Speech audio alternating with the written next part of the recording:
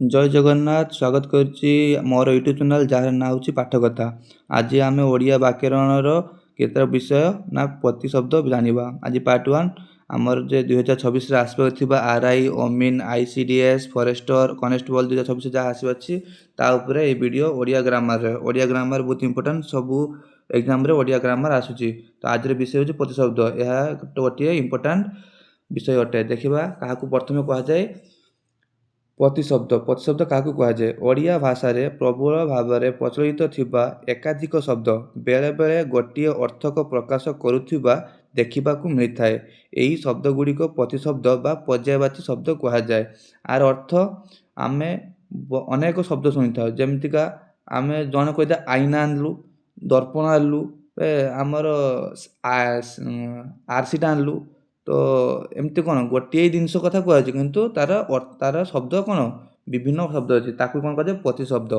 ଆସ ଜାଣିବା ସେଇ ପ୍ରତିଶବ୍ଦ ବିଷୟରେ।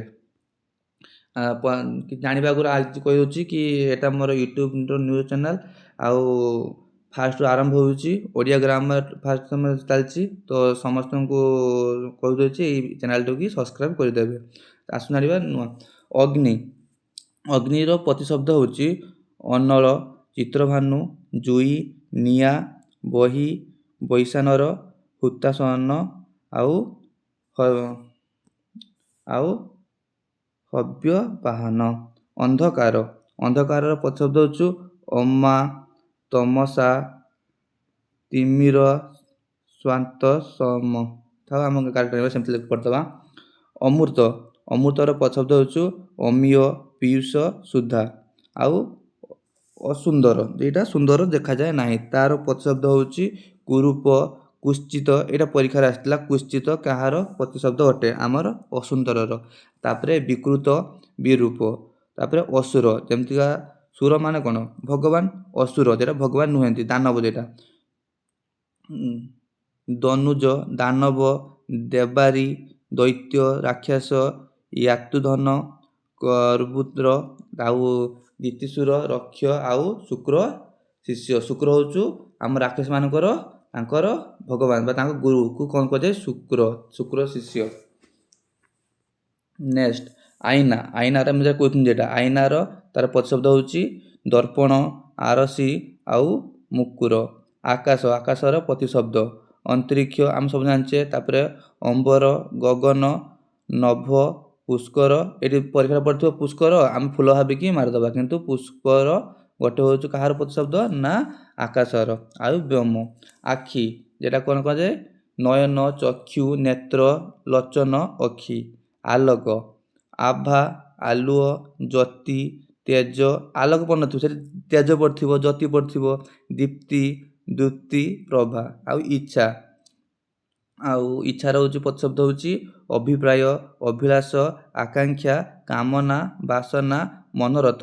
ଏଇଟା 25ଟି ଅଛି, ଆଉ ପରେ 25ଟି। 50ଟି ଭିତରୁ ନିହାତି ପରୀକ୍ଷାରେ ଆସୁଥିବ, ଆଠୁ ବାହାରୁ କିଛି ପଡ଼ିବ ନାହିଁ।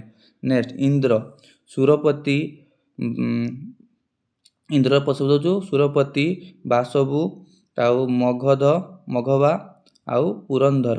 ତାପରେ କାନ, ଯେଟାକୁ କର୍ଣ୍ଣ କୁହାଯାଏ। କର୍ଣ୍ଣ, ଶ୍ରବଣ, ଶ୍ରୁତି। ଶ୍ରୁତିକୁ ମଧ୍ୟ କାନର ପ୍ରତିଶବ୍ଦ ଅଟେ, ନା କି ଶୁଣିବାର। ଏଠି ଶ୍ରୁତି ମାନେ ବି ହବ କାନ। ତାପରେ କୋକିଳ, କୋଇଲି, କଳକଣ୍ଠ, ପିକ, ପରଭୂତ।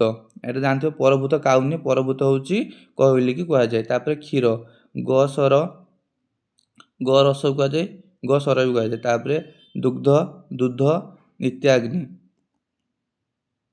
ନିତ୍ୟାଗ୍ନି। ତାପରେ ଗଛର ପ୍ରତିଶବ୍ଦ ହେଉଛି ତରୁ, ଦ୍ରୁମ, ପାଦପ, ବୃକ୍ଷ, ମୟୂରୁହ। ଗଣେଶଙ୍କ ପ୍ରତିଶବ୍ଦ ହେଉଛି ଏକଦନ୍ତ, ଲମ୍ବୋଦର, ଗଜାନନ, ବିଘ୍ନରାଜ, ଆଉ ବିନାୟକ। ନେକ୍ସଟ ଘର, ଆମ ଘର ତ ସମସ୍ତେ ଜାଣିଛନ୍ତି। ଘରର ପ୍ରତିଶବ୍ଦ ହେଉଛି ଗୃହ, ନିଳୟ, ଆଳୟ, ଆବାସ, ଆସ୍ଥାନ।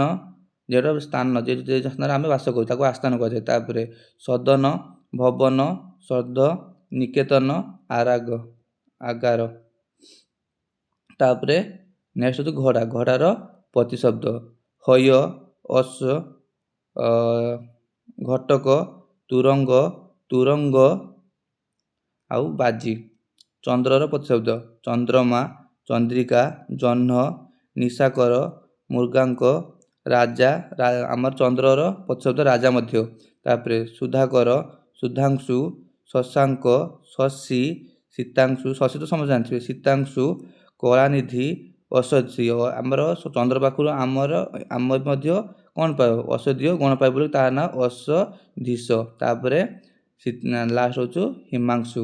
ତାପରେ ଜଳର ପ୍ରତିଶବ୍ଦ ଅମ୍ବୁ, ଉଦକ, ପୟ, ପାଣି, ବାରି, ସଲିଳ, ନୀର। ଜଳ ମଧ୍ୟ ଗୋଟେ ଇମ୍ପୋର୍ଟାଣ୍ଟ, ଜଳ ବହୁତ ସମୟ ପଡ଼ିଥାଏ। ଆରେ ଅପି ନାହିଁ, ଠିକ୍ ଅଛି। ଆଉ ଉଦକ ଜୀବନ ମଧ୍ୟ କୁହାଯାଏ ଜଳର ପ୍ରତିଶବ୍ଦ। ତାପରେ ଦୁର୍ଗା, ଗୌରୀ, କାଳୀ, ଚଣ୍ଡିକା, ଅମ୍ବିକା, ପାର୍ବତୀ। ଦୁର୍ଗାର ବହୁତ ପ୍ରତିଶବ୍ଦ ଅଛି, ଏଠି ମଧ୍ୟ ଅଳ୍ପ ମତ ଦେଇଛି। ନଦୀ, ନଦୀର ପ୍ରତିଶବ୍ଦ ହେଉଛି ନିମ୍ନଗା ବା ନିମ୍ନଗାମୀ। ଯିଏ ନିମ୍ନଗାମୀ, ସଦାବେଳେ ନଦୀ ତଳକୁ ବୋହିଥାଏ, ତେଣୁ ତା ନାଁ ନିମ୍ନଗା ବା ନିମ୍ନଗାମୀ। ତାପରେ ଆପକା, ସପ୍ତଧିନୀ, ପୟସିନୀ, ତଟିନୀ, ତରଙ୍ଗିନୀ, ସରିତ, ନିର୍ଝରିଣୀ। ପକ୍ଷୀ, ଚଢ଼େଇ, ପକ୍ଷୀର ପ୍ରତିଶବ୍ଦ ହେଉଛି ଖଗ, ବାୟସ, ବିହଗ, ବିହଙ୍ଗ, ବିହଙ୍ଗମ, ଦ୍ୱିଜ, ଦ୍ୱିଜଟା ପଡ଼ିଥିଲା ପରୀକ୍ଷାରେ, ଖେଚର, ଅଣ୍ଡଜ। କାରଣ ପକ୍ଷୀ ଅଣ୍ଡାରୁ ଜାତ ହୁଏ ବୋଲି ତା ନାଁ ଅଣ୍ଡଜ, ଅଣ୍ଡଳ ଆଉ ଅଣ୍ଡଜ ବି କୁହାଯାଏ। ଅଣ୍ଡଳ ଆଉ ଅଣ୍ଡଜ। ତାପରେ ପଦ୍ମ, ପଦ୍ମର ପ୍ରତିଶବ୍ଦ ଏଟା ହେଉଛି ଶଟା ବାଇ ମିଷ୍ଟେକରେ ଲେଖି ଦିଆଯାଇଛି, ଏଟା ହେବ ଅରବିନ୍ଦ, ଉତ୍ପଳ, କମଳ, ନଳିନ, ପଙ୍କଜ, ଆଉ ଅଧିକ ଅଛି, ନନ୍ଦିନୀ ବି ହେବ, ସରଜିତ ଆଉ ନଳିନୀ, ପଙ୍କେରୁହ। ତାପରେ ନେକ୍ସଟ ପବନ, ଅନିଳ, ଗନ୍ଧବହ, ଯେ ବାୟୁ, ମରୁତ, ମାରୁତି କୁହାଯାଏ, ମାରୁତି ପୁତ୍ର ହନୁମାନ, ସେ ମରୁତ, ପବନ ଯାହା କୁହାଯାଏ ମରୁତ, ଅସିର, ସମୀର, ସମୀରଣ ଆଉ ପ୍ରବୀଣ। Thank you. ପାର୍ଟ 2 କାଲିକି ଆସିବ। ତ କେମିତି ଲାଗିଲା କମେଣ୍ଟ, ଲାଇକ୍ ଏବଂ ସେୟାର, ପାଇବେ ତ ସବସ୍କ୍ରାଇବ୍ କରିଦେବେ।